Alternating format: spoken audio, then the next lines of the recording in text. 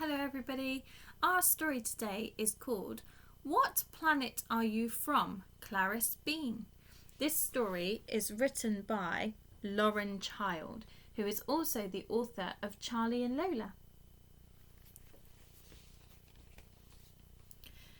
This is my class. These boys are in my class. They are always trying to get off PE by saying they have got a twisted ankle. My friend Rosa can't stop reading. My cousin Noah is a doodler. This is my friend Betty Moody. Without her glasses, I am utterly a blur. This is Robert Granger. I mainly like to ignore him. This girl is called Bridget Garnett, and I have seen her put a pea up her nose. This is Mrs. Wilburton.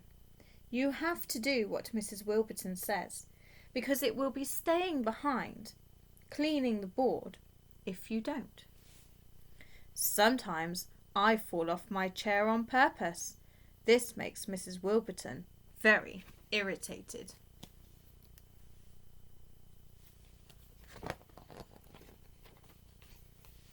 Usually, I rush out of school like a lunatic. In school, we are learning about the planet Earth. Our planet Earth is quite small compared to Jupiter or Saturn, but compared to the Sun, Pluto is a peppercorn. It's hard to think of ourselves living on a planet because it doesn't feel like we are standing on something round. It's amazing the sea doesn't spill off at the edges, but that's gravity for you. Gravity is a strange, invisible force. You know it's there because you are not floating about like a jellyfish. Sometimes I think gravity is a pity.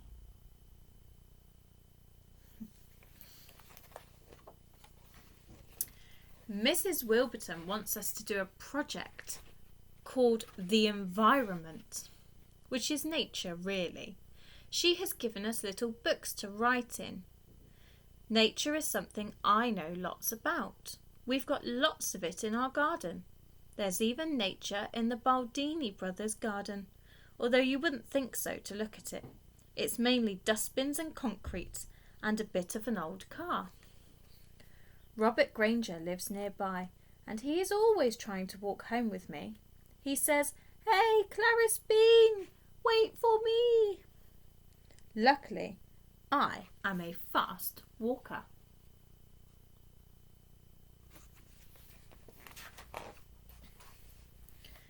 When I get home, Grandad is buttering his tie into his sandwich.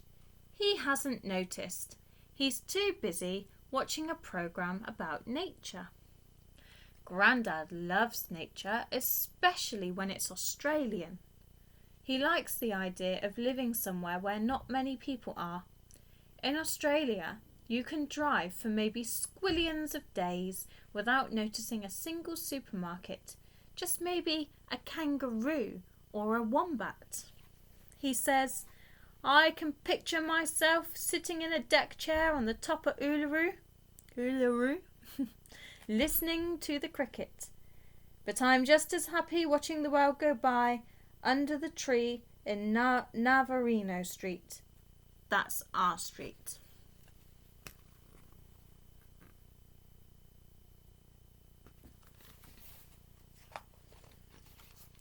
I am busy thinking about trees and plants and holes in the sky. I am sure there is a big hole above our house because my sister Marcy uses too much hairspray and is causing pollution. No ideas are coming into my head for a project. My mind is a blanket. So I go upstairs and read my comics with the vests and pants in the airing cupboard. Dad says, if it's nature you are after, you should have a peek in Kurt's bedroom. It's a regular safari in there. I am reading away when I hear a commotion. It's coming from the kitchen. So I scriggle down to see what's going on.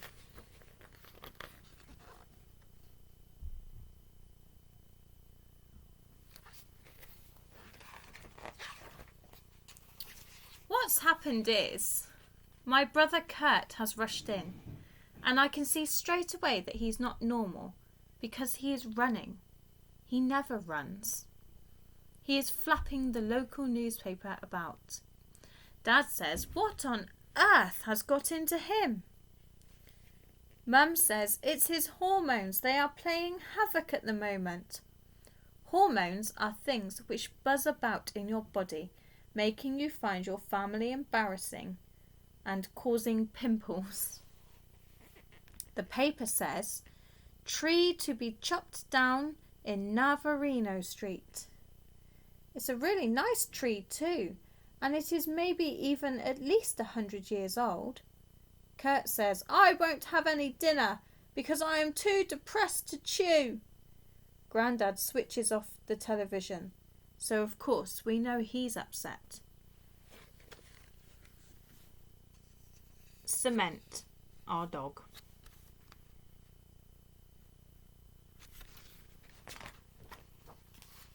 The next day, I am a little bit late for school. Mrs. Wilburton tells me I have been paired up with Robert Granger for my project. She's done that on purpose. Noah and Betty Moody are doing a project about recycling, which is all about what to do with your old rubbish, which is absolutely not dropping it in the street. If we even drop one piece of litter, my mum will go, "Pick that up at once, you litter bug." Sometimes she runs after people, waving their rubbish at them. It's very embarrassing. Robert Granger is making us do a project on who can walk faster, a snail or a worm. I say, "But that's not important, Mrs. Wilburton." Mrs. Wilburton says, "People who are late for school don't have a leg to stand on." I want to say, "That's funny, I've got two," but I don't, or it would be a trip to see Mr. Pickering, our headmaster.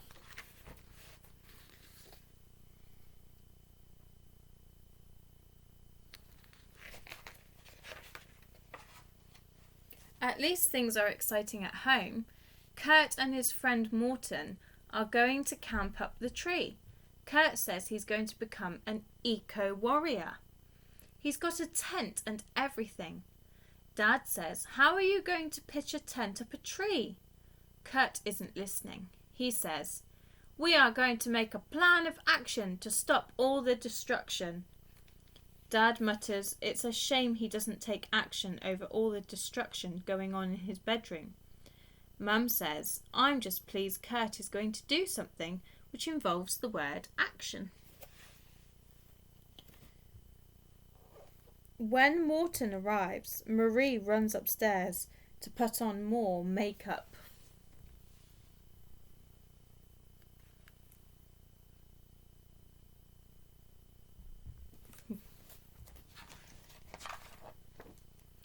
Kurt and Morton have been gone for several hours and people are beginning to worry themselves sick, i.e. Mum. So when it's 8 o'clock, we go out to see how they are getting on. They are sitting outside their tent. Grandad is there with a thermos flask and his friend Bert the Shirt. We don't know why he is called Bert the Shirt. He just always is. Then Robert Granger comes trotting along. I just can't get rid of him. He says, "Why is your brother camping, Clarice Bean?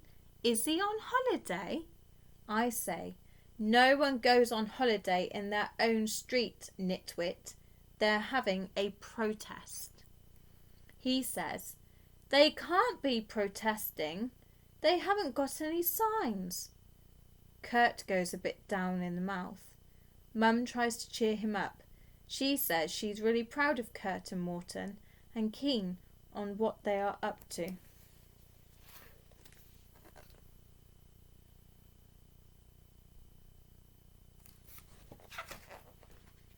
So after school on Wednesday, me and Noah make some posters.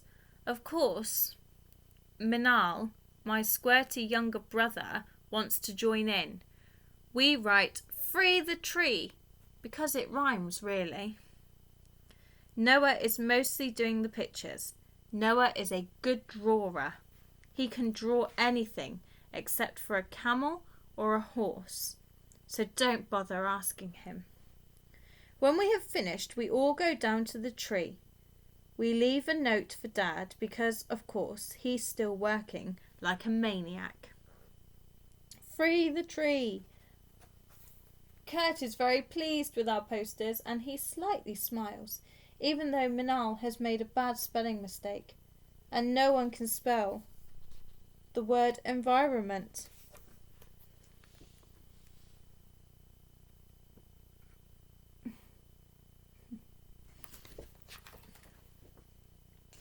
When Dad gets home, he wonders where all the quiet is coming from. Then he sees our note. Up tree, bring food. It's on the dog look. He decides to make us some spaghetti bolognese. No meat because Kurt won't eat anyone with 4 legs or feathers.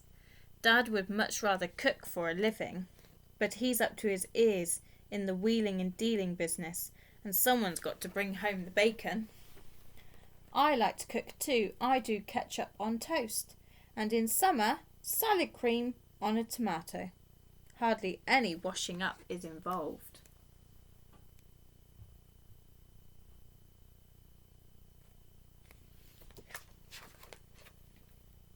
We are all sitting up the tree eating spaghetti, and then suddenly someone nips out and takes our photo. The next thing we know, we are all famous in the local paper. Of course, Robert Granger gets himself in the picture.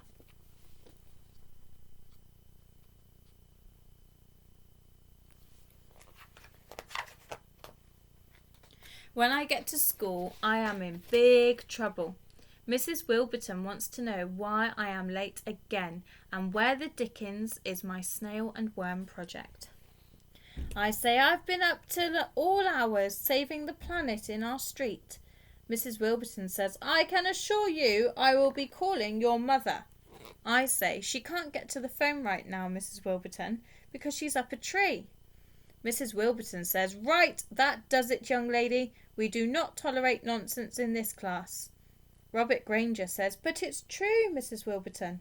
He shows her the picture from the paper, and Mrs. Wilburton goes a bit funny in the face. And that is the absolutely only time Robert Granger has been useful ever.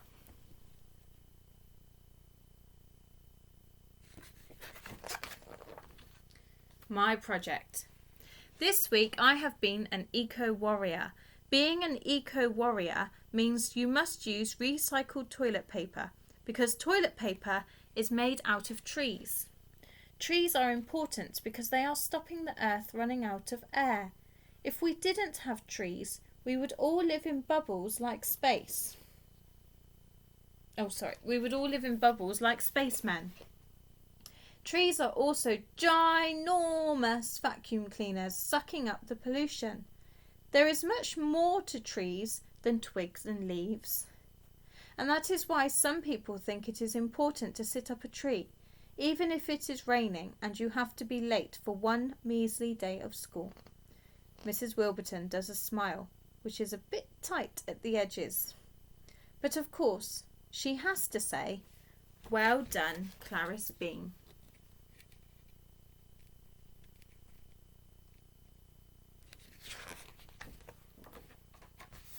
The end. I hope you enjoyed that story. That was What Planet Are You From? Clarice Bean by Lauren Child. See you later. Take care. Bye.